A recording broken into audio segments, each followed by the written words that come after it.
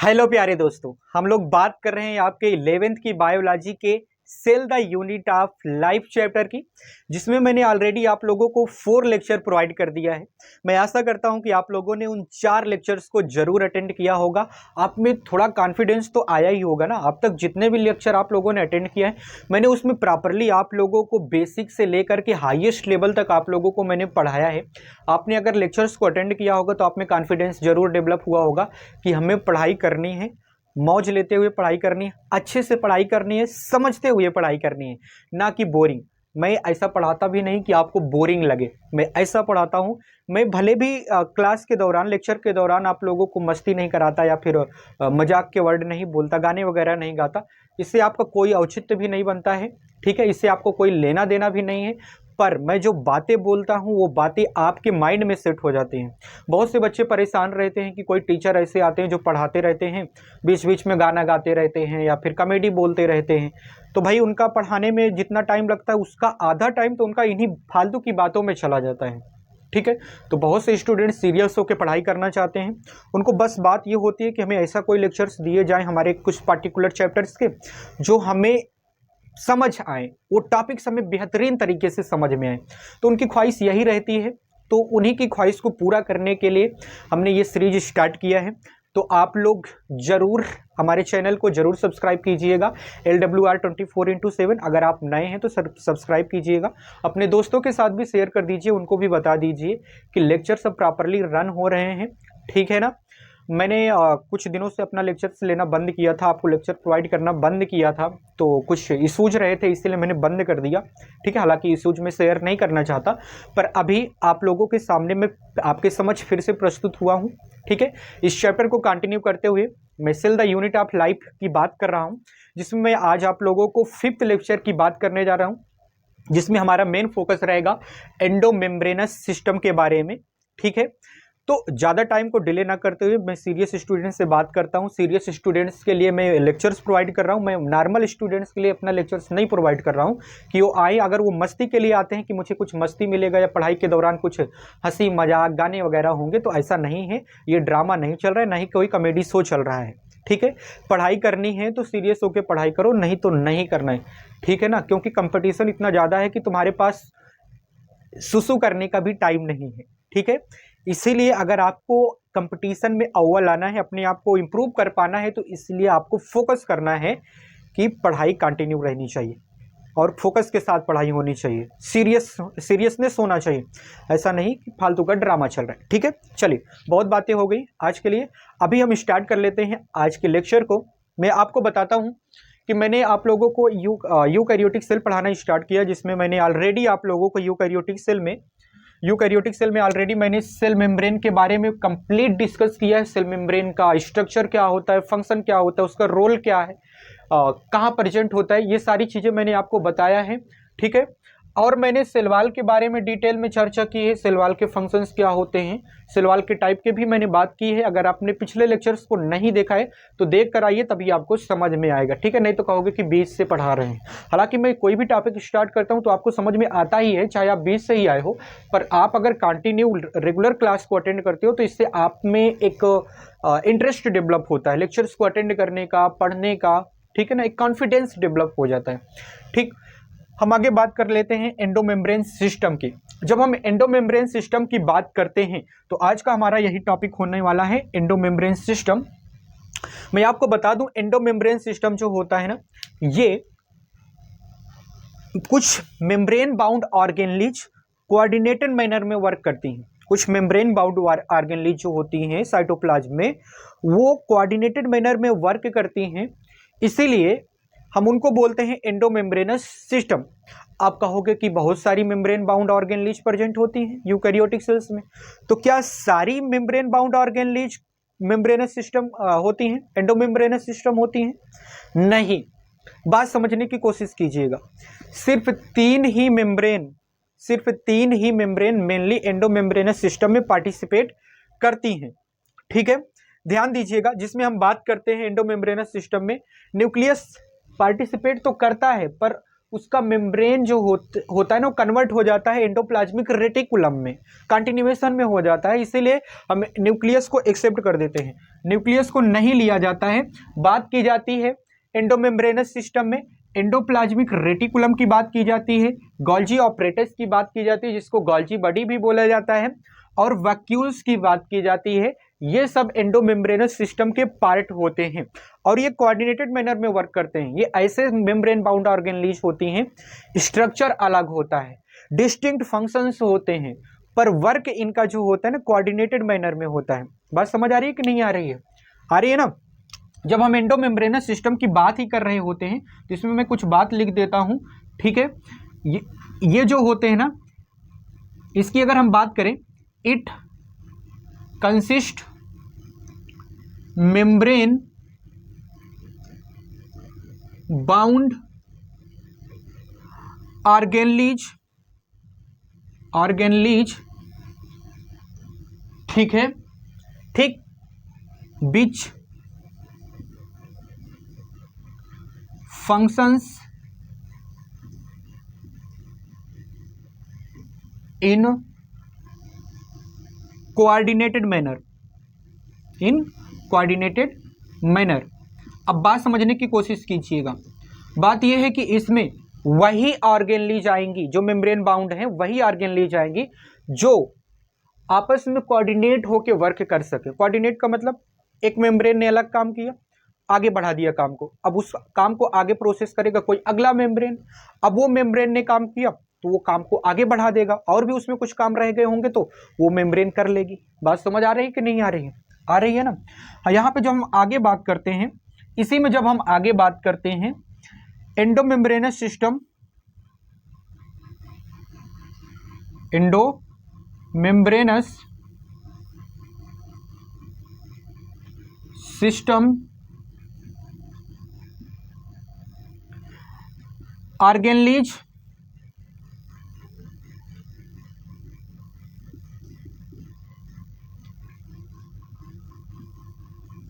Distinct in functions and structures but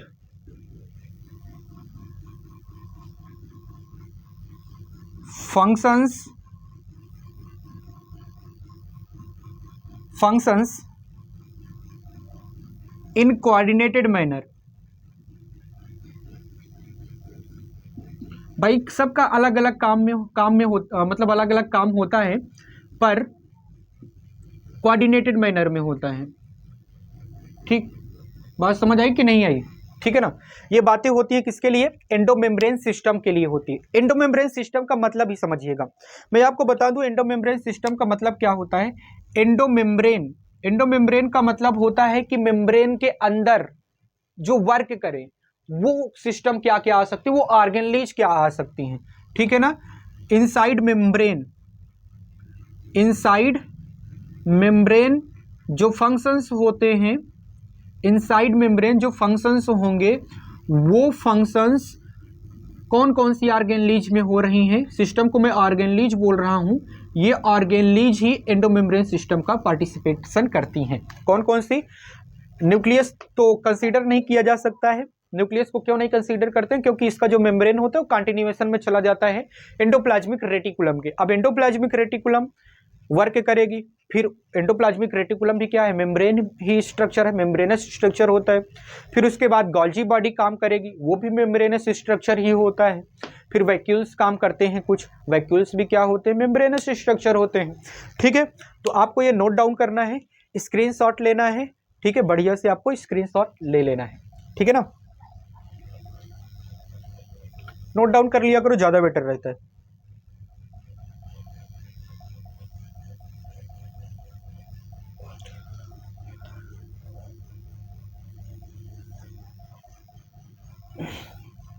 हाँ, तो अब हम बात करेंगे, इसके बाद हम बात करने जा रहे हैं एंडोमेम्ब्रेनस सिस्टम की। ये आज हमारा टॉपिक होने वाला है और इस टॉपिक पे हम लोगों का फोकस रहेगा।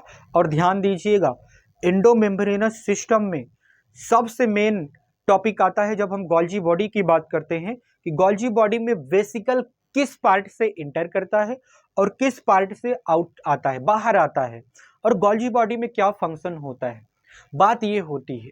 ठीक है ना। गोल्जी बॉडी के दो फेस होते हैं, एक सिस फेस होता है जिसको कॉन्वेक्स फेस बोला जाता है, और एक ट्रांस फेस होता है जो कि कॉनकेव फेस होता है। ठीक है ना। इसके बारे में हम लोग चर्चा करने वाले हैं।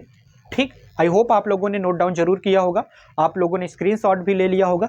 चलिए इसको मिटा के आगे बात करते हैं। चलिए, जैसा कि हम बात कर रहे हैं एंडोमेम्ब्रेनस सिस्टम की। एंडोमेम्ब्रेनस सिस्टम में मैंने आपको ऑलरेडी बताया अभी, जैसा कि हमने देखा कि न्यूक्लियस होता है, उसके बाद कोऑर्डिनेटेड मैनर में एंडोप्लाज्मिक रेटिकुलम होता है, फिर उसके बाद गोल्जी बॉडी होता है। बात ये होती है कि इनके स्ट्रक्चर्स अलग अलग होते हैं, फंक्शंस भी अलग अलग होते हैं, पर जो फंक्शंस होते हैं इन मेम्ब्रेनस सिस्टम के, चाहे न्यूक्लियस की बात करो, चाहे एंडोप्लाज्मिक रेटिकुलम की बात करो या गोल्जी बॉडी की बात करो, इनके जो फंक्शंस होते हैं कोऑर्डिनेटेड मैनर में होते हैं। कोऑर्डिनेटेड मैनर का मतलब क्या है? कोऑर्डिनेटेड मैनर का मतलब ये होता है कि न्यूक्लियस ने कुछ काम किया, अब उस काम को आगे बढ़ाएगा एंडोप्लाज्मिक रेटिकुलम करेगा, अब उसने आगे काम को बढ़ा दिया तो गोल्जी बॉडी कर लेगा। बात समझ आ रही कि नहीं आ रही? फंक्शंस इनके कोऑर्डिनेटेड होते हैं। ठीक है, ध्यान दीजिएगा। जैसे कि हम इनके स्ट्रक्चर्स की बात करते हैं, मैंने स्ट्रक्चर बना रखा है ऑलरेडी ताकि मुझे बनाने में टाइम ना लगे, फटाफट समझाते चला जाऊं। ध्यान दीजिएगा, न्यूक्लियस की हम बात करते हैं, ये न्यूक्लियस है। ठीक, न्यूक्लियस की मेम्ब्रेन कंटिन्यूएशन में होती है एंडोप्लाज्मिक रेटिकुलम के। किसके? एंडोप्लाज्मिक रेटिकुलम के कंटिन्यूएशन में होती है न्यूक्लियस की मेम्ब्रेन। अब जब एंडोप्लाज्मिक रेटिकुलम की बात ही चल रही है तो न्यूक्लियस की मेम्ब्रेन से कौन सी एंडोप्लाज्मिक रेटिकुलम बनती है? रफ एंडोप्लाज्मिक रेटिकुलम या स्मूथ एंडोप्लाज्मिक रेटिकुलम?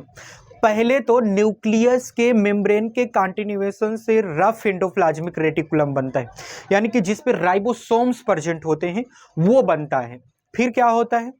फिर कुछ एंजाइमेटिक प्रोसेस के द्वारा राइबोसोम्स कुछ एंडोप्लाज्मिक रेटिकुलम के कुछ पार्ट से हट जाते हैं तो वो बन जाता है स्मूथ एंडोप्लाज्मिक रेटिकुलम। बात समझ आ रही है कि नहीं आ रही है? तो देखिए जरा, ये न्यूक्लियस है, न्यूक्लियस की ये मेम्ब्रेन है, इसने बनाया एंडोप्लाज्मिक रेटिकुलम, वो भी RER, रफ एंडोप्लाज्मिक रेटिकुलम, जिसपे राइबोसोम्स प्रेजेंट होते हैं। अब कुछ हद तक इस पे एंजाइमेटिक प्रक्रिया होती है, तो जहां पे एंजाइमेटिक प्रोसेस होता है वहां से RER पर से राइबोसोम्स हट जाते हैं, और राइबोसोम्स हट जाते हैं तो बन जाता है स्मूथ एंडोप्लाज्मिक रेटिकुलम। अब कहानी क्या है इसकी समझिएगा, यहां तक के प्रोसेस को मैं बताता हूं, तो फिर इसके गोल्जी बॉडी के प्रोसेस को मैं बताऊंगा। ठीक है, ध्यान दीजिएगा, जब हम इसकी बात कर रहे हैं, ठीक है, न्यूक्लियस से आपको पता है कि ट्रांसलेशन के प्रोसेस के द्वारा mRNA बनता है, सॉरी ट्रांसक्रिप्शन के प्रोसेस के द्वारा DNA से mRNA बनता है। अब वो, ठीक है, अब वो RNA आएगा कहां पे? एंडोप्लाज्मिक रेटिकुलम की मेम्ब्रेन पर। जब एंडोप्लाज्मिक रेटिकुलम की मेम्ब्रेन पे आता है, ठीक है, एंडोप्लाज्मिक रेटिकुलम की मेम्ब्रेन पे RNA आता है तो वहां मेम्ब्रेन पे प्रेजेंट होते हैं राइबोसोम्स, यानी कि हम बात कर रहे हैं रफ एंडोप्लाज्मिक रेटिकुलम की, उस पे राइबोसोम्स लगे हैं। राइबोसोम्स ने अब यहां पे जो प्रोसेस होगा mRNA से प्रोसेस होगा ट्रांसलेशन का, जिससे प्रोटीन बनेंगे। ठीक है, अब ये ट्रांसलेशन के प्रोसेस के द्वारा यहाँ पे प्रोटीन बना देंगे, और ये जो प्रोटीन्स होती हैं ना, प्रोटीन पैकेट की फॉर्म में बाहर निकलते हैं एंडोप्लाज्मिक रेटिकुलम से। और कौन से एंडोप्लाज्मिक रेटिकुलम से? रफ एंडोप्लाज्मिक रेटिकुलम से प्रोटीन्स बाहर निकलते हैं।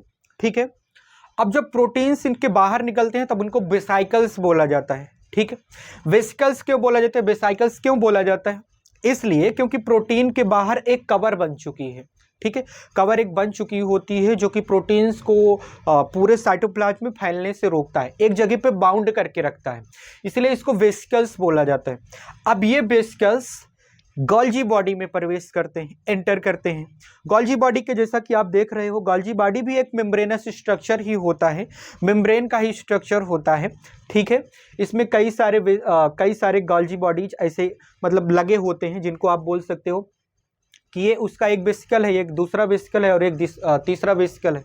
बात समझ आ रही है कि नहीं आ रही? आ रही है ना, मतलब जिसको आप सिस्टरने भी बोल सकते हो। ठीक है, सिस्टरने मैंने आपको बताया था, कहाँ बताया था?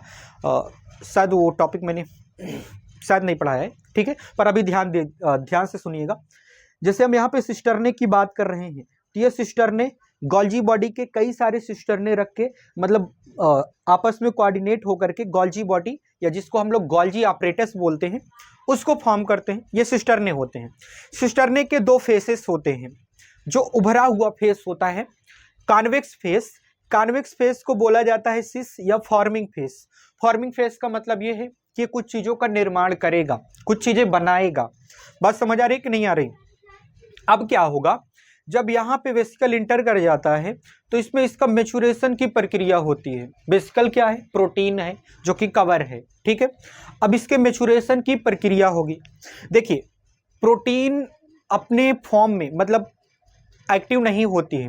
प्रोटीन को अलग अलग फॉर्म में उसको कन्वर्ट करना पड़ता है, उसको मेच्योर करके। पहली बात तो हम बात करें प्रोटीन की, प्रोटीन जो होता है ना इमेच्योर होता है, उसको मेच्योर करना पड़ता है। कहाँ पे? गोल्जी बॉडी में मेच्योर करना पड़ता है। मेच्योर होने के बाद जो प्रोटीन्स होती हैं कई सारे लाइसोजाइम बनाते हैं, लाइसोसोम्स बनाते हैं, कुछ तरह के एंजाइम्स भी बनाते हैं, या कुछ वेस्ट मटेरियल भी बनाते हैं प्रोटीन्स, ठीक है। तो प्रोटीन्स जो होता है अपने आप में इनएक्टिव होता है, ठीक, इमेच्योर होता है। उसको मेच्योर किया जाता है कहाँ पे? गोल्जी बॉडी में मेच्योर किया जाता है। अब जब यहाँ पे मेच्योर इसको किया जाएगा तो ये जो इसका ट्रांस फेस है, मतलब कॉनकेव फेस है, जो धंसा हुआ फेस है, इस वाले फेस से ये प्रोटीन जो वेसिकल की फॉर्म में है मेच्योर हो चुकी है। अब ये मेच्योर होने के बाद कॉनकेव वाले फेस से, यानी कि जिसको ट्रांस फेस बोला जाता है या मेचुरेशन फेस बोला जाता है, इस फेस से बाहर आ जाएगा, ठीक है। हो सकता है कि उस प्रोटीन ने कुछ वेस्ट मटेरियल बनाया है तो उसको सेल के बाहर सिक्रीट करना है, या कुछ ऐसे पदार्थ को बनाया है जिसको बाहर, सेल के बाहर सिक्रीट करके सेल के एनवलप को कंप्लीट करने में, जिसमें हम बात कर लेते हैं सेलुलोज वगैरह आता है, ठीक है ना। सेल के एनवलप वगैरह जो बनते हैं, ठीक, सेल मेम्ब्रेन हो गया, सेल वाल वगैरह हो गया, इनके निर्माण में पार्टिसिपेट कर सकता है। कुछ वेस्ट मटेरियल होते हैं जो बाहर सेल के एक्सक्रीट कर दिया जाता है, या फिर कुछ एंजाइम्स के फॉर्म में ये कन्वर्ट हो जाता है जो कि सेल की एक्टिविटी में काम आता है, मतलब जो सेल के अंदर इंटरनल प्रोसेस होते हैं उनमें काम में आता है, ठीक है। ये बात हम अभी बाद में करेंगे, पर इससे पहले आपको और थोड़ी सी जानकारी मैं दे दूं। एक बार फिर से ध्यान दीजिएगा, मैं आपको जैसा बता रहा हूं कि न्यूक्लियस है, न्यूक्लियस की मेम्ब्रेन है, मेम्ब्रेन कंटिन्यूएशन में चली जाती है एंडोप्लाज्मिक रेटिकुलम के। कौन से एंडोप्लाज्मिक रेटिकुलम के? रफ एंडोप्लाज्मिक रेटिकुलम की। जब हम रफ एंडोप्लाज्मिक रेटिकुलम की बात कर रहे होते हैं तो उस पर राइबोसोम्स लगे होते हैं, तभी हम उनको रफ एंडोप्लाज्मिक रेटिकुलम बोलते हैं। और ध्यान सुनिएगा, कुछ हद तक इस पे एंजाइमेटिक प्रोसेस हो जाते हैं, तो कुछ भाग रफ एंडोप्लाज्मिक रेटिकुलम का कन्वर्ट हो जाता है स्मूथ एंडोप्लाज्मिक रेटिकुलम में। अब कहानी क्या है कि आपने देखा था कि न्यूक्लियस में डीएनए से एमआरएनए बनता है, एमआरएनए की ट्रांसलेशन के प्रोसेस के द्वारा प्रोटीन बनता है। अब प्रोटीन कहाँ पे बनता है? जो एमआरएनए आया है इसके पास, ठीक है, यहाँ पे जो एमआरएनए आया है, अब ये राइबोसोम्स जो मेम्ब्रेन पे लगे हैं, जैसे ही मेम्ब्रेन के पास पहुंचा एमआरएनए, उस पर ट्रांसलेशन कर देंगे, ट्रांसलेशन के प्रोसेस के द्वारा उससे प्रोटीन बनवा देंगे। अब जब प्रोटीन बन जाता है तो अंदर ही रहता है, बाहर नहीं जाता है, अभी अंदर ही रहेगा। एंडोप्लाज्मिक रेटिकुलम के अंदर उसकी पैकिंग होती है, वेसिकल की फॉर्म में बनता है। क्यों पैकिंग होती है? जैसा कि मैंने अभी बताया कि वो प्रोटीन है, प्रोटीन्स के पार्टिकल्स होते हैं, वो पार्टिकल बोलो या मॉलिक्यूल्स बोलो, वो मॉलिक्यूल्स पूरे सेल में डिस्ट्रीब्यूट ना होने पाए, इसीलिए उसको वेसिकल की फॉर्म में पैक करना पड़ता है। अब पैक करने के बाद जब इसके अंदर प्रवेश करेगा गोल्जी बॉडी के, गोल्जी बॉडी को मैंने कहा कि यह भी मेम्ब्रेनस स्ट्रक्चर ही होता है। कई सारे सिस्टरने आपस में जुड़ करके गोल्जी बॉडी बनाते हैं, या फिर इसी को गोल्जी ऑपरेटस बोला जाता है। ऑपरेटस का मतलब होता है कि कई सारे भाग बन के एक मशीनरी को बना रहे हैं जिसमें प्रोसेस होता है, कुछ प्रोसेस होते हैं। जैसे हम वेसिकल को बात करते हैं, वेसिकल जब सिस वाले फॉर्म से, सिस वाले फेस से, यानी कि कॉन्वेक्स फेस जो कि उभरा हुआ भाग है, इस वाले भाग से जब इसमें प्रवेश करेगा, प्रवेश करने के बाद इसका मेचुरेशन होता है, ठीक है, मेचुरेशन होगा। मेचुरेशन के बाद ये कॉनकेव वाले फेज से, यानी कि ट्रांस फेज से बाहर आ जाता है। अब बात ये होती है कि गोल्जी बॉडी में इस वेसिकल पर टैगिंग होती है। टैगिंग का मतलब ये होता है कि किसको बाहर जाना है, कौन सी वेसाइकल जो मैच्योर हो चुका है उसको बाहर जाना है, और कौन सा मैच्योर वेसाइकल को अंदर ही रहना है कुछ सेल की एक्टिविटी के लिए। ठीक है, बात समझ आ रही है कि नहीं आ रही है? ठीक है, ये सारी बातें होती हैं। तो थोड़ी सी बात मैं आपको और बता देता हूं, न्यूक्लियस। ठीक, न्यूक्लियस की मेम्ब्रेन, ठीक, कंटिन्यूएशन किसके गई? Rough endoplasmic reticulum. Rough endoplasmic reticulum ने स्मूथ एंडोप्लाज्मिक रेटिकुलम भी बनाया, क्योंकि कुछ हद तक उससे राइबोसोम्स हट गए थे। ये देखिए जरा, जो एंडोप्लाज्मिक रेटिकुलम होता है, इसकी अगर हम बात करें तो tubules and network membranous structure which is present inside cytoplasm. Cell के अंदर साइटोप्लाज्म में network like, tubule like membranous structure होता है। Network like, tubule like membranous structure होता है। कहां पे? साइटोप्लाज्म में, जो कि दो तरह का होता है। एक स्मूथ एंडोप्लाज्मिक रेटिकुलम जिसपे राइबोसोम्स नहीं प्रेजेंट होते हैं, और इस पे एंजाइमेटिक प्रोसेस हुआ होगा तभी ये राइबोसोम्स नहीं प्रेजेंट है। और ध्यान दीजिएगा, जब हम रफ एंडोप्लाज्मिक रेटिकुलम की बात करते हैं तो इस पे राइबोसोम्स प्रेजेंट होते हैं और इसको प्रोटीन बनाना होता है। ठीक है ना, यहां तक बात क्लियर हो गई है। थोड़ी सी अगर हम इसकी और चर्चा करें तो ये जो एंडोप्लाज्मिक रेटिकुलम है, इसके दो कंपार्टमेंट हैं, दो चैम्बर बन जाते हैं। एक आउटर चैम्बर जो कि साइटोप्लाज्म का है। मान लो पूरा सेल था, ठीक है, पूरा ये सेल है, सेल का साइटोप्लाज्म ऐसे फैला हुआ है। ठीक है, अब जब मेम्ब्रेन बन चुकी है तो मेम्ब्रेन के अंदर भी इसका कुछ अलग सा भाग रहेगा, एंडोप्लाज्म में इसमें भरा होगा, जिसको अंतः द्रव्य बोलते हैं हिंदी में। इसके अंदर अंतः द्रव्य भरा होगा, एंडोप्लाज्म भरा होगा, और आउटर में साइटोप्लाज्म होगा। ठीक है, तो दो कंपार्टमेंट हो जाते हैं किसके? एंडोप्लाज्मिक रेटिकुलम के। ठीक है ना, और इसकी भी हमने चर्चा कर ली है। अगर आपको स्क्रीनशॉट लेना है तो स्क्रीनशॉट ले सकते हो, नोट डाउन करना चाहते हो तो नोट डाउन कर लीजिए। मैंने डिटेल में बहुत अच्छे से समझाया है, मैं टाइम दे रहा हूं, आप लोग स्क्रीनशॉट लीजिए। मैं साइड में हो गया हूं, जल्दी कीजिए।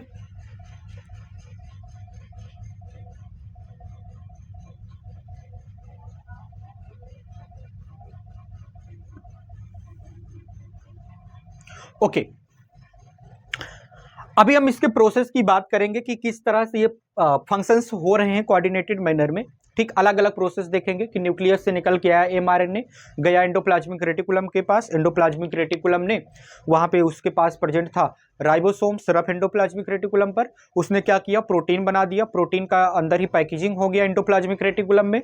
अब वो अंदर ही जो पैकेजिंग हो चुका है एंडोप्लाज्मिक रेटिकुलम को, वो बाहर आएगा। ठीक है, एंडोप्लाज्मिक रेटिकुलम से बाहर आएगा प्रोटीन, अब उसको बेसिकल फॉर्म में बोला जाएगा क्योंकि एक कवरिंग में है। ठीक है, अब वो कवरिंग जाएगी कहाँ पे? गोल्जी बॉडी के पास जाएगा। तो ये सारे प्रोसेस अलग अलग हैं, अभी अलग अलग हम डिस्कस करेंगे। ठीक है ना, ओके। चलिए अब हम आगे बात करने जा रहे हैं। जैसा कि मैंने आप लोगों को बताया कि एंडोमेम्ब्रेनस सिस्टम क्या होता है, एंडोमेम्ब्रेनस सिस्टम में फंक्शंस कैसे होते हैं, इसकी हम लोगों ने चर्चा किया, स्ट्रक्चर को हमने देखा। अभी हम लोग बात कर लेते हैं कि एंडोमेम्ब्रेनस सिस्टम में जो भी ऑर्गेनेल्स पार्टिसिपेट कर रही थी उनके स्ट्रक्चर्स क्या होते हैं, उनके फंक्शंस क्या होते हैं, इसको डिटेल में हम लोग देखने जा रहे हैं। ठीक है, तो अभी हम लोग बात करने जा रहे हैं पहले नंबर पे, फर्स्ट नंबर पे हम लोग बात करेंगे एंडोप्लाज्मिक रेटिकुलम की। किसकी बात करेंगे? एंडोप्लाज्मिक रेटिकुलम की बात करेंगे।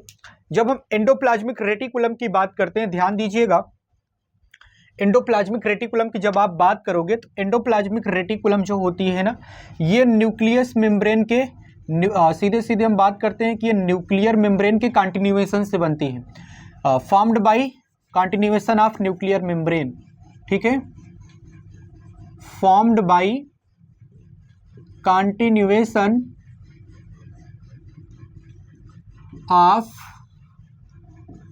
न्यूक्लियर मेम्ब्रेन, न्यूक्लियर मेम्ब्रेन के कंटिन्यूएशन से ये फॉर्म होती है। मेरी बात ध्यान से सुनिएगा, ये बात आपको याद भी होनी चाहिए। अब ध्यान दीजिएगा, endoplasmic reticulum is a network of tubular structures which scattered in cytoplasm. भाई ये मेम्ब्रेनस स्ट्रक्चर भी होता है, और क्या होता है? नेटवर्क लाइक ट्यूब्यूलर स्ट्रक्चर होता है, नेटवर्क बनाता है, ट्यूब्यूलर स्ट्रक्चर का एक नेटवर्क बनाता है जो कि साइटोप्लाज्म में स्केचर्ड रहता है। कहानी ये होती है कि एंडोमेम्ब्रेन सिस्टम की जो एंडोप्लाज्मिक रेटिकुलम है, इसके कंपार्टमेंट कितने हो सकते हैं भाई? मेम्ब्रेनस स्ट्रक्चर बना रहा है, मेम्ब्रेनस स्ट्रक्चर बना रहा है तो इसके कंपार्टमेंट भी होंगे। मेम्ब्रेन है, मेम्ब्रेन के अंदर कुछ अलग कंपार्टमेंट होगा, मेम्ब्रेन के बाहर कुछ अलग कंपार्टमेंट होगा, ये बात होती है। ठीक है, अभी ध्यान दीजिएगा, जैसा कि हमने बताया कि endoplasmic reticulum is a network of tubular structures which scattered in the cytoplasm. Cytoplasm के अंदर ये फैला रहता है, मेम्ब्रेनस स्ट्रक्चर है, ट्यूबुलर है, नेटवर्क बना देता है। बात समझ आ रही है कि नहीं आ रही? अब कहानी क्या होती है? कहानी होती है कि इसके दो कंपार्टमेंट होते हैं। दो कंपार्टमेंट क्या क्या होते हैं? जब हम दो कंपार्टमेंट की बात करते हैं, जब हम दो कंपार्टमेंट की बात करते हैं तो इसका एक इंट्रा मेम्ब्रेनस कंपार्टमेंट होता है जिसको हम लोग ल्यूमिनल कंपार्टमेंट बोल सकते हैं। एक इसका ल्यूमिनल कंपार्टमेंट होता है, ल्यूमिनल कंपार्टमेंट, ठीक है, एक ल्यूमिनल कंपार्टमेंट होता है, ठीक। और इसी का एक दूसरा कंपार्टमेंट होता है, मान लो ये फर्स्ट कंपार्टमेंट है, अगर हम सेकंड कंपार्टमेंट की बात करें तो इसका होता है एक्स्ट्रा ल्यूमिनल,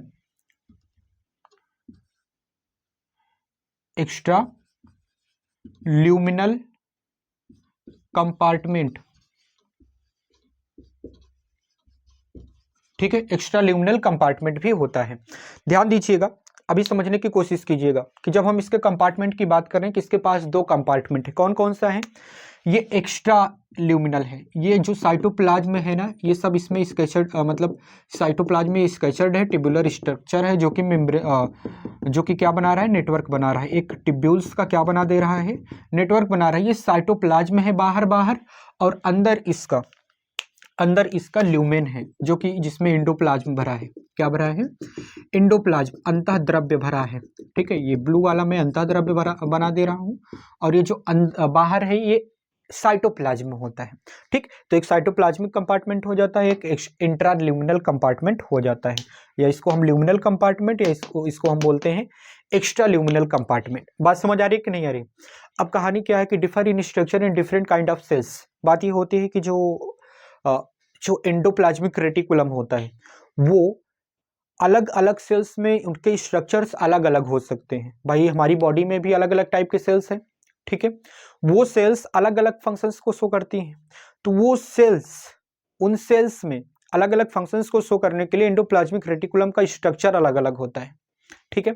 जैसे हम बात करते हैं फर्स्ट नंबर पे, ये सिस्टर्ने स्ट्रक्चर फॉर्म करता है। एंडोप्लाज्मिक रेटिकुलम सिस्टर्ने स्ट्रक्चर में होते हैं। अगर इस सिस्टर्ने स्ट्रक्चर में है तो कुछ प्रोटीन्स को सिंथेसाइज करने के लिए है। और कहानी क्या होती है? और कहानी ये होती है कि ट्यूबुलर स्ट्रक्चर है। अगर ये ट्यूबुलर स्ट्रक्चर है तो फॉर सिंथेसिस ऑफ लिपिड या स्टेरॉइड, ठीक है। ये जनरली जो ट्यूबुलर स्ट्रक्चर होता है ये स्मूथ एंडोप्लाज्मिक रेटिकुलम में होता है, और बाकी ये क्या होता है? सिस्टर्ने रफ एंडोप्लाज्मिक रेटिकुलम में होता है। अभी मैंने बताया था स्मूथ एंडोप्लाज्मिक रेटिकुलम और रफ एंडोप्लाज्मिक रेटिकुलम, बताया था ना टाइप ऑफ एंडोप्लाज्मिक रेटिकुलम, ठीक। जब हम वेसिकल्स की बात करते हैं तो वेसिकल्स पे क्या होता है? Membrane bound vacuolar structure. ये क्या है? वेसिकल। अगर वेसिकल की फॉर्म में है एंडोप्लाज्मिक रेटिकुलम तो ये मेम्ब्रेन बाउंड वैस्कुलर नहीं, वैक्यूलर स्ट्रक्चर। क्या? वैक्यूलर स्ट्रक्चर, वैक्यूल्स के फॉर्म में होगा, मेम्ब्रेन बाउंड होगा, जो कि ऑलमोस्ट सभी सेल्स में पाया जाता है। वेसिकल एंडोप्लाज्मिक रेटिकुलम जो होता है, ये स्ट्रक्चर वेसिकल वाला, ये लगभग सभी सेल्स में होता है, ठीक है ना। बाकी जब हम बात करते हैं प्रोटीन सिंथेसिस के लिए, तो जिस सेल्स में प्रोटीन का सिंथेसिस होता है उसका स्ट्रक्चर कैसा होता है? उसका स्ट्रक्चर होता है सिस्टर्ने वाला। और जब हम बात करते हैं ट्यूबुलर की, तो ट्यूबुलर वाला स्ट्रक्चर क्या करता है? लिपिड और स्टेरॉइड हार्मोन्स जो होता है उसको सिंथेसाइज करने के लिए होता है। ये जनरली हम स्मूथ एंडोप्लाज्मिक रेटिकुलम में देखते हैं कि लिपिड और स्टेरॉइड का सिंथेसिस होता है, संश्लेषण होता है, और ट्यूबुलर स्ट्रक्चर होता है। बाकी cisternae, rough endoplasmic reticulum, vesicle की फॉर्म में तो सभी सेल्स में होता है, ठीक है, सभी सेल्स में होता है, क्योंकि वहां पे क्या करना होता है इसको? ये वैक्यूल्स की फॉर्म में होता है, सभी सेल्स में होता है, और वहां पे इसे क्या करना होता है? ये बात जब हम करते हैं तो ये लगभग जो वेसिकल फॉर्म में होता है ये सभी सेल्स में आ जाता है, और वहां पे चाहे प्रोटीन का सिंथेसिस कराओ चाहे लिपिड वगैरह का सिंथेसिस कराओ, सभी का होता है, ठीक है ना, दोनों का होगा। बात समझ आ रही है कि नहीं आ रही? ठीक है, तो आपको स्क्रीनशॉट लेना है, स्क्रीनशॉट लीजिए, नोट डाउन करना है तो नोट डाउन कर लीजिए। मैंने अभी जैसा बताया कि कंपार्टमेंट इसके ल्यूमिनल होता है, अंदर वाला कंपार्टमेंट एक्स्ट्रा ल्यूमिनल, बाहर वाला कंपार्टमेंट जो कि साइटोप्लाज्म को फेज करता है। आप इसको लिखिए, नोट डाउन कीजिए, मैं साइड में हो जाता हूं। ओके, अभी हम इसके फंक्शंस की बात कर लेते हैं। अभी हमने स्ट्रक्चर देखा, ठीक है ना, स्ट्रक्चर डिफरेंट काइंड के हो सकते थे। अब मैं बात करने जा रहा हूं इनके फंक्शंस की। ठीक, फटाफट इसको मैं हटाता हूं और इसके फंक्शंस की बात करते हैं। चलिए, अब हम फंक्शंस ऑफ एंडोप्लाज्मिक रेटिकुलम की बात कर लेते हैं। एंडोप्लाज्मिक रेटिकुलम के क्या क्या फंक्शंस हो सकते हैं, ठीक है ना। ध्यान दीजिएगा, जब हम एंडोप्लाज्मिक रेटिकुलम के फंक्शंस की बात करते हैं, जैसा कि मैंने आप लोगों को ऑलरेडी बताया कि एंडोप्लाज्मिक रेटिकुलम दो तरह का होता है। एक होता है रफ एंडोप्लाज्मिक रेटिकुलम और दूसरा होता है स्मूथ एंडोप्लाज्मिक रेटिकुलम। तो पहले हम लोग बात करेंगे रफ एंडोप्लाज्मिक रेटिकुलम के फंक्शंस की। ध्यान दीजिएगा, जब हम रफ एंडोप्लाज्मिक रेटिकुलम के फंक्शंस की बात करते हैं, मेरी बात ध्यान सुनिएगा, इस पे प्रेजेंट होते हैं, ठीक है, इस पे प्रेजेंट होते हैं ribosomes. Ribosomes present on membrane या एट मेम्ब्रेन। कहां प्रेजेंट होते हैं? मेम्ब्रेन पर प्रेजेंट होते हैं। मेरी बात ध्यान सुनिएगा, अब जब मेम्ब्रेन पे प्रेजेंट है राइबोसोम्स, ये क्या कराएंगे, मैंने अभी जैसा कि बताया था, मान लीजिए ये एंडोप्लाज्मिक रेटिकुलम है, इस पे राइबोसोम्स हैं, ठीक, इस पे मैं एक राइबोसोम्स लगा दे रहा हूं, ये राइबोसोम लगा है। अब ध्यान दीजिएगा, जैसे ही न्यूक्लियस से इसके पास आरएनए आया, अब क्या करेगा, रफ एंडोप्लाज्मिक रेटिकुलम पे राइबोसोम्स प्रेजेंट होते हैं। राइबोसोम्स ने एंडोप्लाज्मिक रेटिकुलम पे जो प्रेजेंट है, उसने आरएनए से बनवा दिया प्रोटीन। क्या बनवा दिया? उसने प्रोटीन बनवा दिया। अब क्या होगा, क्या होगा आगे? प्रोटीन बनने के बाद वेसिकल की फॉर्म में ऐसे बंद होकर के प्रोटीन बाहर आ जाएगा in the form of vesicle. Protein comes out from RER in the form of vesicles. Vesicles के फॉर्म में क्या होगा, प्रोटीन बाहर आ जाएगा। तो इसका काम क्या है? इसका काम है फॉर मेकिंग प्रोटीन। क्या काम होता है इसका? फॉर मेकिंग प्रोटीन होता है, ये प्रोटीन को बनाएगा, ठीक है। जब ये प्रोटीन को बना देता है एमआरएनए से, तो उसके बाद इसको पैक करके वेसिकल की फॉर्म में बाहर सिक्रीट कर देता है, क्योंकि अभी इस पे पूरा काम नहीं हुआ है, अब इसका आगे भी प्रोसेस होना है। कहाँ पे होना है आगे प्रोसेस? आगे प्रोसेस होगा गोल्जी बॉडी में। बात समझ आ रही है कि नहीं आ रही? तो ये बात होती है रफ एंडोप्लाज्मिक रेटिकुलम की। जब हम बात करते हैं स्मूथ एंडोप्लाज्मिक रेटिकुलम की, एसीआर की बात करते हैं, तो ध्यान दीजिएगा, स्मूथ एंडोप्लाज्मिक रेटिकुलम का जो फंक्शंस होते हैं, उसके केस में आपको ध्यान देना ये है कि स्मूथ एंडोप्लाज्मिक रेटिकुलम पे राइबोसोम्स नहीं प्रेजेंट होते हैं। राइबोसोम्स पर अब्सेंट। क्या होते हैं राइबोसोम्स? राइबोसोम्स अब्सेंट होते हैं, ठीक है। जब राइबोसोम्स अब्सेंट होते हैं तो प्रोटीन का सिंथेसिस तो नहीं हो पाएगा। तो क्या होगा इससे, ठीक है, smooth endoplasmic reticulum SER synthesise, क्या सिंथेसिस करता है? ये सिंथेसिस करता है लिपिड, और क्या सिंथेसिस करेगा? ये स्टेरॉइड हार्मोन्स को सिंथेसिस करता है। स्टेरॉइडल हार्मोन्स को ये क्या करता है? सिंथेसिस करता है। ये बात आपको याद रखनी है, ठीक है ना। तो ये फंक्शंस होते हैं एंडोप्लाज्मिक रेटिकुलम की। मेन फोकस कहाँ पे करना है? ये जो रफ एंडोप्लाज्मिक रेटिकुलम है, इसने प्रोटीन बनाया, उसको पैक किया, पैक करने के बाद वेसिकल की फॉर्म में उसने प्रोटीन को सिक्रीट कर दिया साइटोप्लाज्म में, ठीक है, वेसिकल की फॉर्म में नियर दी किसके? गोल्जी बॉडी के। अब ये जो कम्स आउट हो जाएगा, मतलब ये जो वेसिकल है ये बाहर आ जाएगा, तो ये कहाँ किसके पास जाएगा? ये जाएगा गोल्जी बॉडी के समीप जाएगा। बात समझ आ रही कि नहीं आ रही? आपने इसको नोट डाउन करना है या स्क्रीनशॉट लेना है, जैसा आप लोगों को अच्छा लगे। ये फंक्शन होता है किसका? रफ एंडोप्लाज्मिक रेटिकुलम का, याद रखिएगा। ओके, मैं आगे बढ़ता हूँ, मिटा दूँ इसको, ओके, मिटा देता हूँ। ठीक है, अब इसके बाद हम लोग बात कर लेते हैं, इसके बाद हम बात करने जा रहे हैं गोल्जी बॉडी की। ठीक है,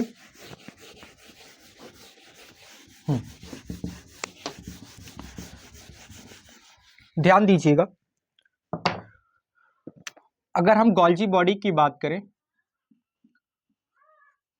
हम गोल्जी बॉडी बोले या फिर हम इसी को गोल्जी ऑपरेटस बोले, किसी को कोई दिक्कत नहीं होनी चाहिए। गोल्जी बॉडी बोलो, गोल्जी ऑपरेटस बोलो, बात एक ही होता है। जब हम इसकी चर्चा कर रहे होते हैं गोल्जी ऑपरेटस या गोल्जी बॉडी की, पहले तो हम बात करेंगे इसके स्ट्रक्चर की। किसकी बात करेंगे? स्ट्रक्चर की बात करेंगे। तो आपको ध्यान देना है इसका स्ट्रक्चर कैसे होता है, मेरी बात गौर से सुनिएगा और देखते भी रहिएगा। ठीक है, इसके स्ट्रक्चर की जब तुम बात करोगे, इसका स्ट्रक्चर सिस्टरने के फॉर्म में होता है और सिस्टरने एक दूसरे से इंटरकनेक्टेड होते हैं।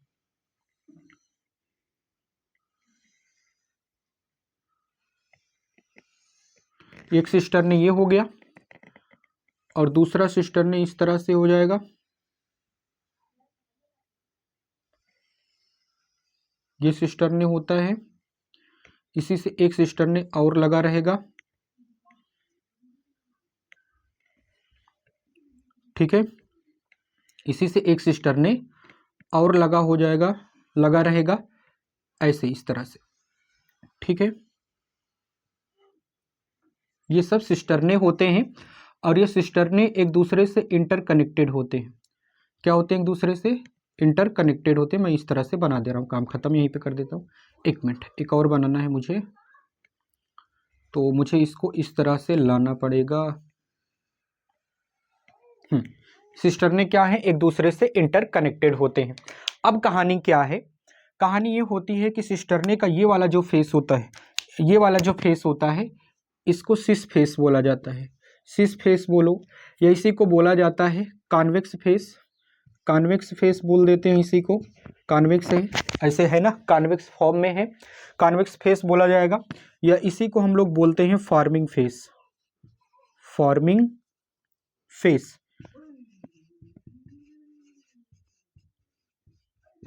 ये फार्मिंग फेस भी होता है। और ये वाला जो फेस होता है, ये फेस होता है कॉनकेव फेस, ये कॉनकेव होता है। या इसी को हम लोग ट्रांस फेस भी बोलते हैं, ट्रांस फेस बोलो, या फिर इसको एक और नाम दिया जाता है फॉर्मिंग फेस, नहीं, मेचुरेशन फेस नाम दिया जाता है, या मेच्योरिंग फेस नाम इसको दिया जाता है, मेचुरेशन फेस नाम दिया जाता है। बात समझ आ रही है? अब मेरी बात ध्यान से सुनिएगा। आपने देखा था कि वेसाइकल्स की फॉर्म में प्रोटीन बाहर आ गई थी, कहाँ से? एंडोप्लाज्मिक रेटिकुलम से, और इस गोल्जी बॉडी में अंदर जाएगी।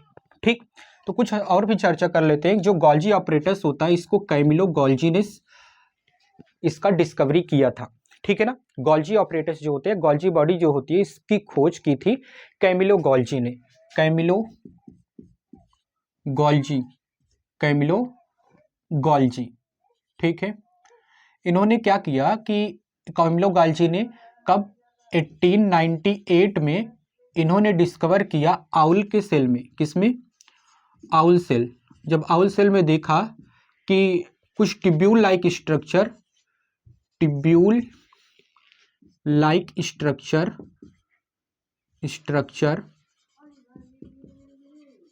Present near nucleus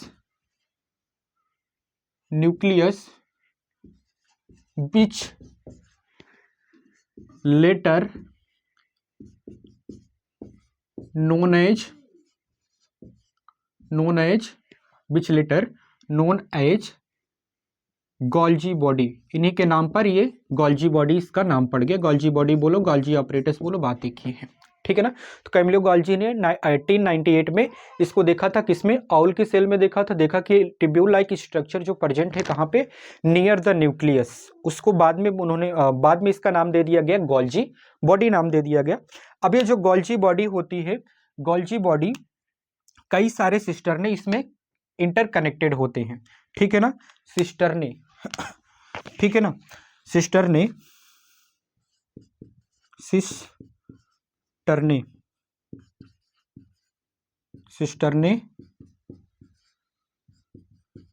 inter connect होकर के फॉर्म करती हैं गोल्जी बॉडी। क्या फॉर्म करती हैं?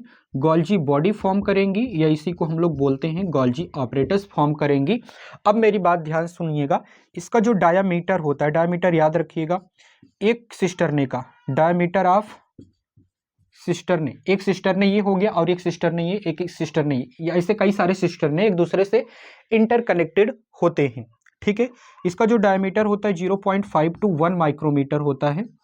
ठीक है, 0.5 to 1 माइक्रोमीटर इसका डायमीटर होता है एक सिस्टरने का, डायमीटर ऑफ सिस्टरने। ठीक है, डायमीटर ऑफ सिस्टरने कितना होता है? 0.5 to 1 माइक्रोमीटर का इसका सिस्टरने डायमीटर होता है। अब मेरी बात ध्यान से सुनिएगा, काम क्या हुआ इसमें? अभी तो मैंने इसके स्ट्रक्चर की बात की। स्ट्रक्चर में आपने देखा कि कई सारे सिस्टर ने आपस में इंटरकनेक्टेड होकर के गोल्जी बॉडी फॉर्म कर रहे हैं। इसकी डिस्कवरी किसने की थी? कैमिलो गोल्जी ने। कब इसकी डिस्कवरी की थी? 1998 में। ठीक है, और इन्होंने कहाँ देखा था? आउल सेल में। किस में देखा था? आउल सेल में और कैट की सेल में देखा था। मेनली हम लोग को बात बताई जाती है कि आउल सेल में ये देखा गया है। ठीक है ना, आउल सेल में जब इसकी बात उन्होंने देखी, उन्होंने देखा कि ट्यूबुलर स्ट्रक्चर जो है ना न्यूक्लियस के समीप प्रेजेंट है, जिसको बाद में कहा गया गोल्जी बॉडी, इन्हीं के नाम पे कहा गया। तो ये इसके स्ट्रक्चर की बात हो गई।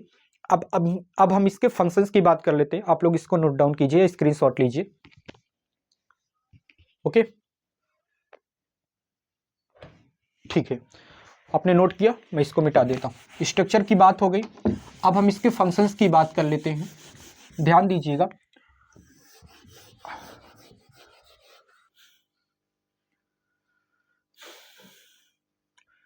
चलिए अभी तक हम लोगों ने डिस्कस किया कि किस तरह से हम गोल्जी बॉडी के स्ट्रक्चर को देखते हैं कि सिस्टर ने कई सारे इंटरकनेक्टेड होकर के गोल्जी ऑपरेटर्स फॉर्म करते हैं। अब हम लोग बात करने जा रहे हैं कि गोल्जी ऑपरेटर्स के फंक्शंस क्या होते हैं, गोल्जी बॉडी के फंक्शंस क्या होते हैं, इसके बारे में हम चर्चा कर लेते हैं। अभी हमने ये भी देखा था कि कैमिलो गोल्जी जो कि 1898 में आउल के सेल्स में देखा था कि कुछ tubular structure near the nucleus है, बाद में उसे गोल्जी बॉडी कहा गया। ठीक है, स्ट्रक्चर में हमने देखा था कि सिस्टर ने कई सारे जुड़ते हैं, इंटरकनेक्ट होकर के गोल्जी ऑपरेटर्स को फॉर्म करते हैं। ठीक है, तो यहाँ तक हम लोगों ने बात किया। अब हम फंक्शंस की बात कर लेते हैं। जब फंक्शंस की बात की जाती है गोल्जी बॉडी के, तो ध्यान दीजिएगा, इसका मेन फंक्शंस होता है सिंथेसिस का। सिंथेसिस का मतलब ये है कि ये कुछ चीज़ों को सिंथेसाइज करेगा। ठीक है, सिंथेसिस का फंक्शंस होता है, सिंथेसिस में आपने देखना होता है कि ये किस तरह से कुछ एंजाइम्स को सिंथेसाइज करता है। आप कहोगे कि एंजाइम को कैसे सिंथेसाइज करेगा? ध्यान दीजिएगा, जब ये बात की जाती है कि एंजाइम को सिंथेसिस करता है, तो प्रोटीन्स जो आती हैं वेसिकल की फॉर्म में, मैंने कल बताया था ना, ये प्रोटीन्स जो आती हैं वेसिकल की फॉर्म में, ये सिस वाले फेस से, जिसको कॉन्वेक्स फेस जो होता है या इसको फार्मिंग फेस बोलते हैं, इससे इंटर कर जाता है अंदर, और यही मेच्योर होता है डिफरेंट टाइप के मटेरियल्स में। ठीक है ना, डिफरेंट टाइप के मटेरियल्स में ये यहाँ पे मेच्योर होता है, बन जाता है, फॉर्म हो जाता है। अब जब ये बाहर आएगा तो ये हो सकता है कि वेस्ट मटेरियल बने। वेस्ट मटेरियल का मतलब ऐसा जो हमारे सेल के लिए नहीं रिक्वायरमेंट है, उसको सेल से बाहर एग्जिट कर दिया जाएगा। हो सकता है कि सेल्स के एनवलप को फॉर्म करे। ठीक है, वेस्ट मटेरियल बनेगा। और क्या बन सकता है इससे? और ध्यान दीजिएगा, इससे लाइसोसोम बनता है। ठीक है, लाइसोसोम्स बनता है, और ये एंजाइम की फॉर्म में बना देता है, एंजाइम में बना देगा, एंजाइम इनसे सिंथेसाइज करा देता है। ठीक है, अब ध्यान दीजिएगा, एंजाइम को भी सिंथेसाइज कराया। अब मेरी बात ध्यान से सुनिएगा, कहानी ये होती है कि सिस वाले फेस से प्रोटीन इंटर करता है, सिस वाले फेस से प्रोटीन इंटर करता है। तो प्रोटीन को जब इतने पार्ट में इसने बनाया, फॉर्म किया, तो इसका मतलब ये हुआ कि मैच्योरेशन ऑफ प्रोटीन भी किया इसने। एक काम और किया, क्या? मैच्योरेशन ऑफ प्रोटीन, जो कि कहाँ से आई थी? एंडोप्लाज्मिक रेटिकुलम से वेसिकल के फॉर्म में आई थी। ठीक है, तो ये क्या करेगा? मैच्योरेशन ऑफ प्रोटीन भी करेगा, यानी कि जो एंडोप्लाज्मिक रेटिकुलम से वेसिकल की फॉर्म में आई है, उसको क्या करेगा? ये मैच्योर करेगा, मैच्योर करके कई सारे भाग में बना देगा। जैसे ये देखो, वेस्ट मटेरियल भी बना दिया, जिससे एनवलप के काम में आ जाएगा, या फिर बाहर एक्सक्रीट कर दिया जाएगा, उसका कोई लेना देना नहीं है सेल से। ठीक है ना। सेल के अंदर जो मैकेनिज्म होगा तो भाई बेस्ट मटेरियल से उससे क्या लेना देना, वो तो बाहर ही सिक्रीट हो जाएगा, चाहे सेल एनवेलप को बनाए या फिर वैसे ही, ठीक है। लाइसोसोम्स बना देगा, लाइसोसोम्स जिसको आप लोग सुसाइडल बैग बोलते हो, अभी हम लोग इसकी चर्चा करने वाले हैं। एंजाइम्स बनाएगा, ठीक है, कुछ एंजाइम्स को भी प्रोटीन को एंजाइम्स में भी कन्वर्ट कर देगा, ठीक, मैच्योर करके। अब बात ये होती है कि प्रोटीन को मैच्योर करता है। प्रोटीन ने कहाँ से आई थी ये प्रोटीन कहाँ से आई थी? प्रोटीन आई थी एंडोप्लाज्मिक रेटिकुलम से। एंडोप्लाज्मिक रेटिकुलम से आई थी तो ये वेसिकल की फॉर्म में थी। किस फॉर्म में थी? वेसिकल की फॉर्म में थी। अब ये इंटर कर गई, कहाँ पे इंटर कर गई? सिस वाले फेज से गोल्जी बॉडी पे इंटर कर गई। अब यहाँ पे मेच्योर होगी तो ट्रांस वाले फेज से बाहर आ जाएगी, अलग अलग फॉर्म में, वेस्ट मटेरियल के फॉर्म में आएगी, लाइसोसोम्स के फॉर्म में आएगी, एंजाइम्स की फॉर्म में आ जाती। तो ये दो वर्क हो गए, इसके दो फंक्शंस हो गए। लेकिन एक और मेन फंक्शंस आप लोगों को याद करना होगा कि ये आपने देखा था कि जो स्पर्म का एक्रोसोम होता है, स्पर्म का एक्रोसोम, ठीक है, स्पर्म के एक्रोसोम आपको मैं बना के दिखाता हूं। मैं कुछ इस तरह से बना रहा हूं,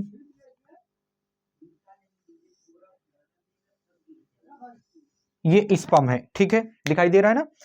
ये जो भाग होता है हेड वाला रीजन, यहाँ पे एक्रोसोम होता है स्पर्म पे। एक्रोसोम का काम क्या होता है? एक्रोसोम का काम क्या होता है? एक्रोसोम का काम होता है penetration of ovum, penetration of ovum. Ovum को पेनिट्रेट करेगा। पेनिट्रेट क्यों करता है? ताकि अंदर प्रवेश कर सके स्पर्म। बात समझ आ रही कि नहीं आ रही? अगर स्पर्म को ओवम के अंदर जाना है तो उसके अगले वाले भाग से जो कि एक्रोसोम है वो पेनिट्रेट करता है कोरोना रेडिएटा को, जोना पेलिसिडा को, उसको पेनिट्रेट करने के बाद अंदर प्रवेश कर जाता है। बात समझ आ रही कि नहीं आ रही? ठीक है, तो एक्रोसोम को भी निर्माण करता है। Sperm acrosome formed by Golgi body या सिंथेसाइज्ड बाई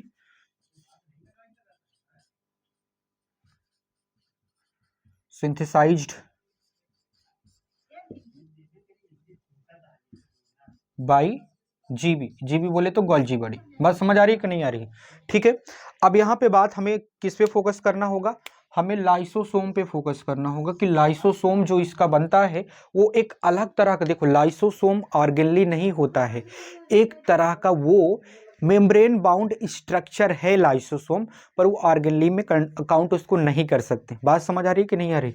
वो क्यों? क्योंकि भाई ये कहाँ से बना? जो प्रोटीन वेसिकल की फॉर्म में आया था, मैच्योर होने के बाद गोल्जी बॉडी से जब ट्रांस वाले फेज से बाहर निकला तो लाइसोसोम में कन्वर्ट हुआ है। लाइसोसोम हालांकि ये कोई ऑर्गेनली नहीं होती है, एक मेम्ब्रेन बाउंड स्ट्रक्चर होता है, ठीक है। क्यों मेम्ब्रेन बाउंड होता है? क्योंकि उसमें विशेष तरह के एंजाइम भरे होते हैं जिसको लाइसोजाइम बोलते हैं। लाइसोजाइम का काम क्या होता है? लाइसोजाइम का काम होता है कि जो सेल के अंदर पैथोजन इंटर किया है या फूड पार्टिकल्स आए हैं उनको डाइजेस्ट करे, उनको किल करे, ठीक है, ये काम होता है लाइसोजाइम का। अब अगर मेम्ब्रेन बाउंड नहीं रहेगा लाइसोसोम तो उसका जो लाइसोजाइम एंजाइम है वो बाहर पूरे सेल में डिस्ट्रीब्यूट रहेगा, सेल को डैमेज करेगा, ठीक है, सेल के अन्य ऑर्गेनलीज जो रहती है उनको भी किल करेगा। तो ऐसा नहीं होना चाहिए, इसीलिए इसको मेम्ब्रेन बाउंड होना चाहिए कि मेम्ब्रेन बाउंड स्ट्रक्चर होता है, ऑर्गेनली के मतलब ऑर्गेनली के जैसे दिखता है पर ऑर्गेनली नहीं होता है। बात ये याद रखिएगा आप लोग, ठीक है। इसके बाद हम चर्चा करेंगे लाइसोसोम्स की। तो जैसे मैं आपको बताया, फिर से एक बार रिवाइज करा देता हूँ, फटाफट ध्यान दीजिएगा। अगर हम फंक्शंस ऑफ गोल्जी बॉडी की बात करते हैं तो ये सिंथेसिस का काम करता है, कुछ एंजाइम को सिंथेसिस करता है, ठीक है।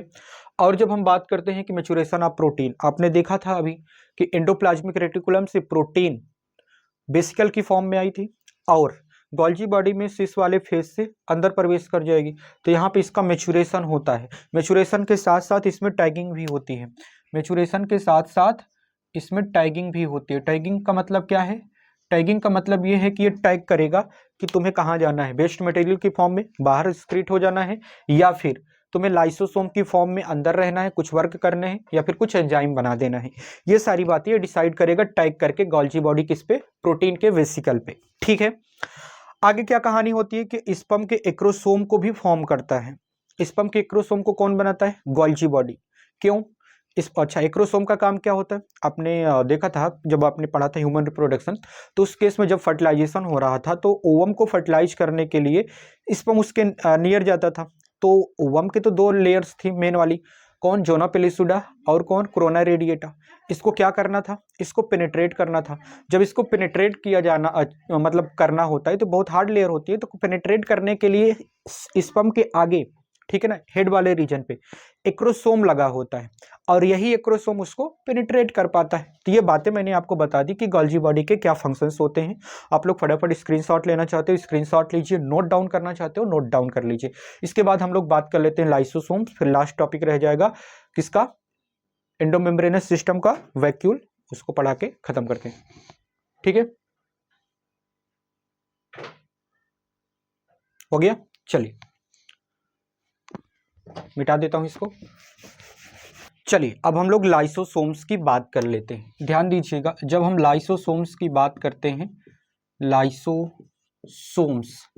लाइसोसोम्स के केस में हमें यह देखना होता है कि पहले हम इसकी बात कर लें कि लाइसोसोम, अभी जैसे कि मैंने बताया कि लाइसोसोम किसी भी तरह की ऑर्गेनली नहीं होती, एक तरह की ड्राइव्ड ऑर्गेनली होती है। किससे ड्राइव्ड होती है, गोल्जी बॉडी से ड्राइव्ड होती है। अब बात ये होती है कि मेन ऑर्गेनली है कि नहीं, नहीं ये मेन ऑर्गेनली नहीं है, पर इसको ऑर्गेनली माना जा सकता है। मैं तो कहूँगा ऑर्गेनली मत मानो तो ठीक है, क्योंकि ये ड्राइव्ड होती है, किसी ऑर्गेनली से ड्राइव्ड हो रही है, गोल्जी बॉडी से ड्राइव्ड हो रही है, ठीक है ना। तो भाई ये मेन ऑर्गेनली नहीं होती है। तो पहले तो हम बात कर लेते हैं कि लाइसोसोम करता क्या है। जैसे अभी हमने बात किया था कि गोल्जी बॉडी से जैसे ही लाइसोसोम, मान लो कि ये लाइसोसोम है, ये बाहर आया, ठीक है, लाइसोसोम बाहर आया, ध्यान दीजिएगा, इसमें कई तरह के हाइड्रोलिटिक एंजाइम्स पाए जाते हैं। क्या पाए जाते हैं इसमें, हाइड्रोलिटिक एंजाइम्स पाए जाते हैं इसमें। हाइड्रोलिटिक एंजाइम्स की अगर हम बात करें, ठीक है, इसमें हाइड्रोलिटिक एंजाइम्स पाए जाते हैं जो कि एसिडिक पीएच पे वर्क करते हैं। ये एसिडिक पीएच पर वर्क करते हैं, फंक्शनल होते हैं। अब मेरी बात ध्यान सुनिएगा, जैसे इसमें हम बात कर लेते हैं कौन कौन से एंजाइम आ सकते हैं, लाइपेजेज आ सकता है, ठीक है, और क्या आ सकता है इसमें, इसमें आ सकता है लाइपेजेज के बाद प्रोटीएजेज आ सकता है इसमें, और कार्बोहाइड्रेजेज। ये सब हाइड्रोलिटिक एंजाइम्स होते हैं। कार्बोहाइड्रेजेज ये सब क्या होते हैं, ये सब हाइड्रोलिटिक एंजाइम्स होते हैं। इनका काम क्या होता है, इनका काम होता है कि कुछ बॉन्ड्स को ब्रेक करें, ठीक है ना, बॉन्ड्स को ब्रेक करके उसको डीनेचर कर दें, किसी भी मटेरियल को डीनेचर कर दें। जैसे हम बात कर लेते हैं, आपको लाइपेज दिया गया है, ठीक है, उसको भी डीनेचर कर दें। अच्छा, ये लाइपेज जो होते हैं, लाइपेज एंजाइम होते हैं, प्रोटीएजेज ये भी एंजाइम होते हैं, कार्बोहाइड्रेजेज एंजाइम होते हैं। एक बात मैं आपको बता दूं, अगर किसी भी वर्ड के पीछे ASE लगा है तो इसका मतलब वो एंजाइम होता है। क्या होता है, एंजाइम। अगर एज लगा है तो इसका मतलब वो क्या है, एंजाइम है। अब मेरी बात ध्यान से सुनिएगा, ये लाइसोसोम मेनली अगर हम इसमें बात करें तो इसके अंदर लाइसोजाइम होता है। क्या होता है, लाइसोजाइम का काम क्या होता है कि कोई पैथोजेन जब सेल के अंदर एंटर करता है तो पैथोजेन को ये किल करता है, और उसके अलावा कुछ फूड पार्टिकल्स जब सेल में इंटर करते हैं तो उसको भी इसका डाइजेशन करने का काम होता है। फूड पार्टिकल्स भी जब इंटर करते हैं तो उनको भी ये डाइजेस्ट करता है, इसलिए क्योंकि इसके अंदर कुछ हाइड्रोलिटिक एंजाइम्स होते हैं पैथोजेन को किल करने के लिए और फूड पार्टिकल्स को डाइजेस्ट करने के लिए इसके पास एंजाइम्स होते हैं, हाइड्रोलिटिक एंजाइम्स होते हैं। यानी कि ये जल के साथ मिल करके, वाटर के साथ मिल करके जो आप उसके अंदर पैथोजेंस आया है या फिर कोई फूड पार्टिकल्स आया है उसके बॉन्ड को ब्रेक करे, ठीक है ना, जिसकी वजह से उसको डाइजेस्ट कर पाए, किल कर पाए। बात समझ आ रही है कि नहीं आ रही है, ठीक है। तो ये है लाइसोसोम। लाइसोसोम को एक नाम और दिया जाता है, मैं यहाँ पे लिख दे रहा हूँ, लाइसोसोम को एक नाम और दिया जाता है, ध्यान दीजिएगा, इसको बोला जाता है सुसाइडल बैग। क्या बोला जाता है, सुसाइडल बैग, जिसको आत्महत्या की थैली बोला जाता है हिंदी में। इसका काम ही क्या होता है, इसका काम ही होता है कि जैसे कोई फूड पार्टिकल आया, कोई पैथोजन आया, सेल में इंटर किया तो उसको किल करना होता है, डाइजेस्ट करना होता है, तो खुद ये टूट जाता है। इसकी मेम्ब्रेन यूनिलेयर होती है, यूनिलेयर इसकी मेम्ब्रेन होती है, ठीक, और ये बहुत हल्की मेम्ब्रेन होती है, इसलिए टूट जाती है। अभी इसको हम बोल सकते हैं प्राइमरी लाइसोसोम। ये प्राइमरी लाइसोसोम होता है जब ये किसी पैथोजन के साथ इंटरेक्ट करता है, प्राइमरी लाइसोसोम, या किसी फूड पार्टिकल के साथ इंटरेक्ट करता है मान लीजिए कि ये फूड पार्टिकल आ गया, ये फूड पार्टिकल था और इसके लाइसोसोम इंटरेक्ट हो रहे हैं, लाइसोजाइम इंटरेक्ट हो रहे हैं लाइसोसोम्स के, तब इसको बोला जाएगा सेकेंडरी लाइसोसोम। इसको बोला जाएगा सेकेंडरी लाइसोसोम बोला जाता है। अब क्या हो जाएगा, लाइसोसोम, सेकेंडरी लाइसोसोम अब ब्रस्ट कर जाता है। ब्रस्ट कर जाने का मतलब इसके एंजाइम्स सिक्रीट हो जाते हैं, और इसके एंजाइम जब सिक्रीट हो जाते हैं हाइड्रोलिटिक एंजाइम्स, तो इसकी वजह से पैथोजिन, जो पैथोजिन होते हैं या फिर फूड पार्टिकल्स होते हैं वो किल हो जाते हैं। पैथोजिन या फिर फूड पार्टिकल्स डाइजेस्ट हो जाते हैं, ठीक है, डाइजेस्ट हो जाते हैं, ठीक। तो इस तरह के, पहली बात तो ये एसिडिक पीएच पे वर्क करता है, और इस पे विशेष तरह के हाइड्रोलिटिक एंजाइम्स होते हैं, लाइपेजेज, प्रोटीएजेज, कार्बोहाइड्रेजेज, जिसको सामान्यतः हम लोग बोल देते हैं कॉमन नाम से लाइसोजाइम। किस नाम से जानते हैं, लाइसोजाइम नाम से जानते हैं। ये क्या करता है, कोई पैथोजन आया, कोई फूड पार्टिकल आया तो उसको किल करना, डाइजेस्ट करने का काम करता है, और खुद ये ब्रेक हो जाता है, टूट जाता है, खुद अपने आप को सुसाइड कर देता है, इसीलिए इसको सुसाइडल बैग बोला जाता है। बात समझ आ रही है कि नहीं आ रही है, ठीक है ना। तो ये ऑर्गेनली ब्रस्ट हो जाती है, इसके एंजाइम सिक्रेट हो जाते हैं, जिसकी वजह से फूड पार्टिकल या पैथोजन किल हो जाता है, फूड पार्टिकल डाइजेस्ट हो जाता है, ठीक है। तो मैंने आपको बताया लाइसोसोम के बारे में, ठीक।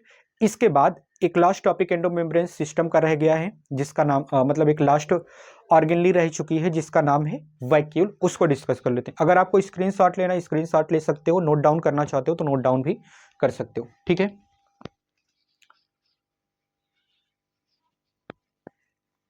ओके,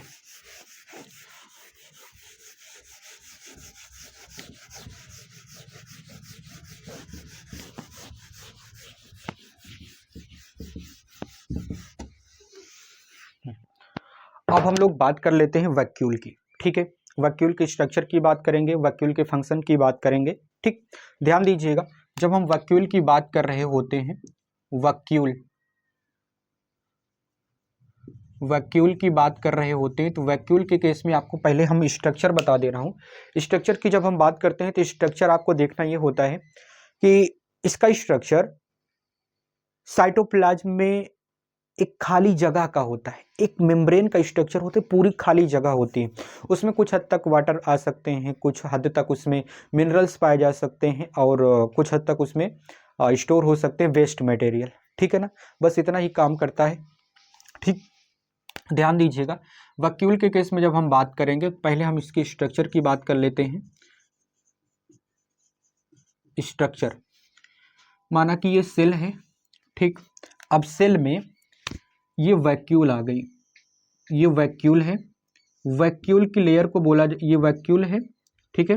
वैक्यूल की लेयर को बोला जाता है टोनोप्लास्ट, ठीक। मैं वैक्यूल को अब यहाँ पे बना दे रहा हूँ इस तरह से। मान लो ये वैक्यूल है, वैक्यूल की बाहर की लेयर को बोला जाता है टोनोप्लास्ट, ठीक है, टोनोप्लास्ट बोला जाता है। अब ध्यान दीजिएगा, ध्यान देना, जब हम इसकी बात करते हैं तो प्लांट सेल में अधिकतर पाया जाता है वैक्यूल। कुछ एनिमल सेल में भी पाया जाता है, जैसे हम अमीबा की बात कर लेते हैं या कुछ बैक्टीरिया की बात कर लेते हैं, उसमें भी वैक्यूल्स पाए जाते हैं, ठीक। पर हम जब बात करते हैं प्लांट सेल में, तो प्लांट सेल में लगभग साइटोप्लाज्म का 90% एरिया कवर करता है, 90% वॉल्यूम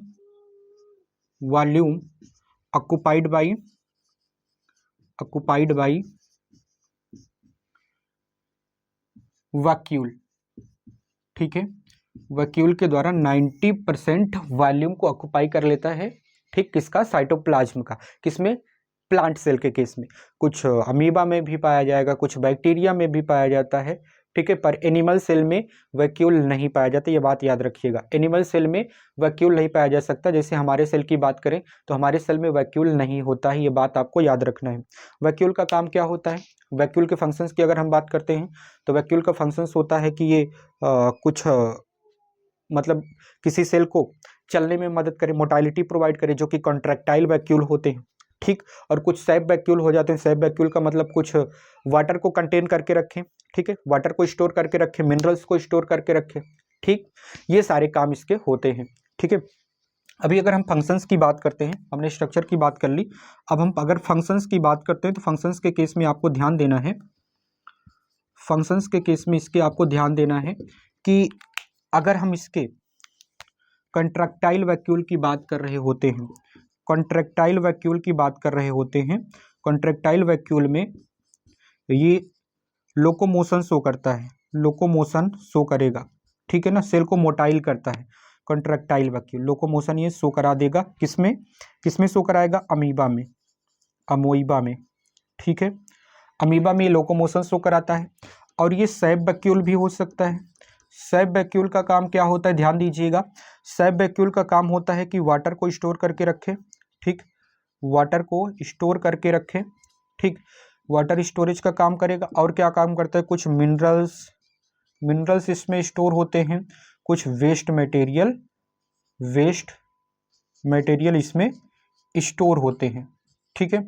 और जब हम बात करते हैं एयर वैक्यूल की, तो एयर वैक्यूल में कुछ विशेष तरह के इसमें गैसेस होते हैं। एयर वैक्यूल में, एयर वैक्यूल के केस में तुम्हें विशेष तरह के इसमें गैसेस मिल जाएंगे, गैसेस को ये स्टोर करके रखता है, ठीक है ना, गैसेस इसमें पाए जाएंगे, ठीक। तो अभी जैसे हमने बात किया कि स्ट्रक्चर में आपको ये ध्यान रखना है कि वैक्यूल प्लांट सेल में लगभग 90% वॉल्यूम को कवर करता है, ठीक है, साइटोप्लाज्म का 90% वॉल्यूम कवर करता है। और स्ट्रक्चर में मैंने बताया कि वैक्यूल की एक ही लेयर होती है जिसको टोनोप्लास्ट बोला जाता है, ठीक है।